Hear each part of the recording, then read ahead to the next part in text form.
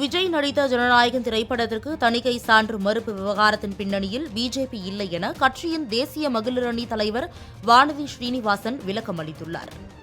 தமிழக பிஜேபி மகளிர் அணி சார்பில் மாநிலம் தழுவிய தேர்தல் பயிலரங்கம் அக்கட்சியின் மாநில மகளிர் அணி தலைவர் கவிதா ஸ்ரீகாந்த் தலைமையில் சென்னை தியாகராய நகரில் உள்ள கட்சியின் தலைமையகமான கமலாலயத்தில் நடைபெற்றது. பின்னர் செய்தியாளர்களிடம் பேசிய வானதி ஸ்ரீனிவாசன் இதனை கூறினார்.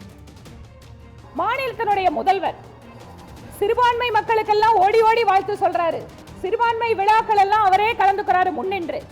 ஆனால் இந்து மக்களுக்கான எந்த பண்டிகைக்கும் அவர் வாழ்த்து சொல்வதில்லை என்பது மட்டுமல்ல, இந்து மத பண்டிகைகளை கூட ஏதோ சர்வமத பண்டிகைகளை போல கொண்டாட ஆரம்பிச்சிருக்காங்க.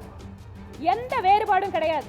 பாஜகவை பொறுத்தவரை அத்தனை மதங்களும் சுதந்திரமாக அவர்கள் நம்பிக்கைகளை பாதுகாக்க வேண்டும், அவர்கள் வணங்க வேண்டும், அவர்கள் அதை போற்றி எந்த மாற்று கருத்து எங்களுக்கு கிடையாது.